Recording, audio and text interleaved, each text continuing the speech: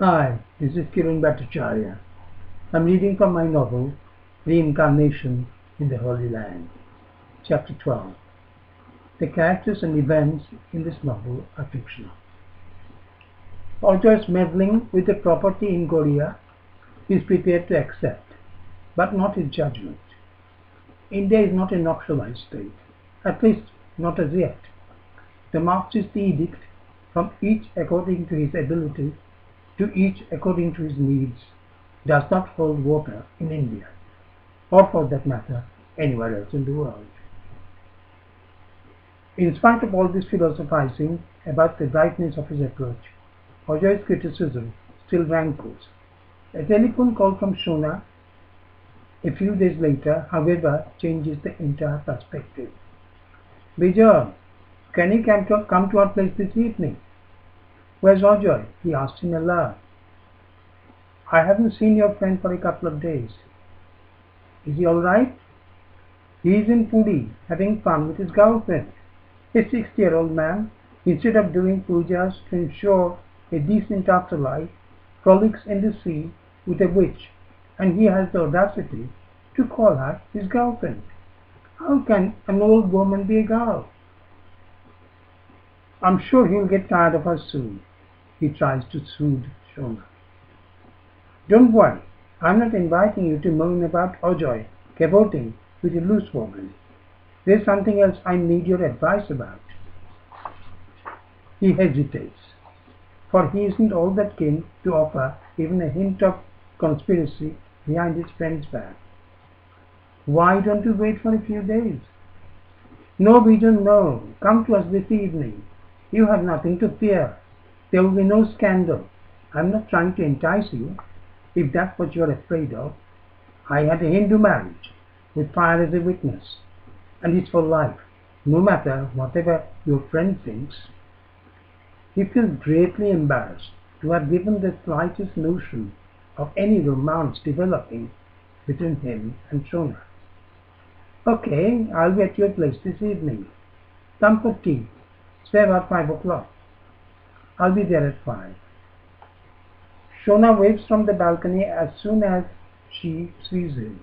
Somewhat apprehensively, he waves back, and then keeps his head down and walks uneasily, for he is aware that some people from other apartments are staring. In this locality his face is familiar. Everyone knows him as Ajoy's friend who lives abroad. The gossip about Ajoy's extramarital relationship, which is also rife in the neighborhood, makes this visit embarrassing for him. A locality like Rajbihari Avenue feeds on gossip, which provides the main excitement in the otherwise humdrum life of its inhabitants. On climbing the stairs, he finds Shona waiting for him outside the front door. To control his jittery nerves, he asks, "Where's Sheila?" Sheila is Ajoy's unmarried daughter, who is about 30 and still lives at home. He has a graceful and friendly face that attracts people. A lawyer by profession, she possesses an analytical mind and a sharp wit. A few years ago she was going out with a handsome young man, and everyone was expecting them to tie the knot. During one of his sojourns he met Rahul, her beau, and for a while he was expecting a wedding invitation to drop through his letterbox. But it never materialized. Later Ajoy grumpily reported that the wedding was off because Sheila had had a row with Rahul. At the time everyone assumed it was just a temporary hiccup, and the lovesick would soon be resolved. But alas, the propitious event never saw the light of day. The chasm apparently was far too deep for them to contemplate any reconciliation.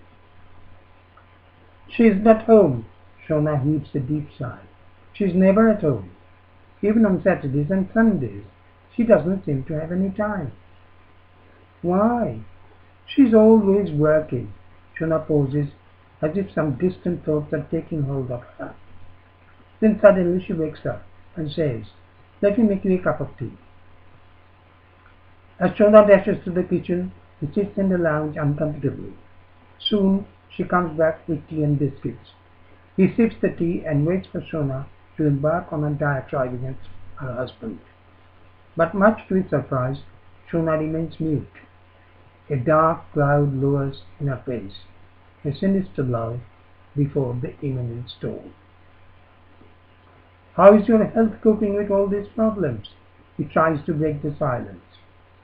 Shona shakes her head violently, and soon tears well up her eyes. His resolve not to meddle in Ajoy's affair is now about to collapse. But Shona spares him the dilemma. She gets up and hurries to the bathroom. A few minutes later, when she comes back, her eyes are bloodshot, but she is calm and composed. Your friend is buying an apartment in Goria. There are worse places, he says consolingly. Plenty of good shops. Hyden Park isn't far. A shopping mall in Ganguly Baga is being built. Soon there will be a metro connecting Goria to Taliganj. It will just be a quarter of an hour's ride for you to come to Kalighat and meet your friends in Rashtriyari Avenue. Shona shakes her head violently. You don't understand me, Bijay. He isn't buying it for us. What do you mean? He is buying it for his lady friend. He is stunned. Meekly he tries to contradict her. I'm sure you have got the wrong end of the stick. No, Bijay, no. They are buying the place jointly. How do you know? I've seen the document. Did he actually show you the document? Don't be naive. Of course he didn't, but I've seen it. Now the situation seems much more complex than he previously envisaged. 10 lakhs of rupees they are spending for a 2-bedroom apartment. Where is he getting the money from? His superannuation funds. He has access to them now. Shona breaks down. You have to talk to him, Bijay. You have to persuade him. He can't just throw us in deep water. He still has an unmarried daughter, and the cost of a wedding these days is colossal. New jewellery, bed, wardrobe, an expensive wristwatch for the groom, perhaps a motorbike, or a contribution towards a car, and then feeding all the guests. One needs at least 6 or 7 lakhs of rupees to do the minimum. Does he have that kind of money? If he spends everything on his mistress, how will he have the money for his daughter's wedding? And I have no money. Not a paisa. He has never given me anything. No jewellery, no necklace, not even enough to feed us. Unless I commit suicide to pave the way for a friend to continue his sinful life with a whore, where am I going to live? I'm sure you are worrying unnecessarily. He is doing nothing of the sort. No, Bijan, no, I'm telling you the truth. Ma Khalid did this. Okay, I'll talk to him. Please, Bijan, please. You have to convince him that even if he doesn't care about his wife, he must make a suitable arrangement for his daughter's wedding.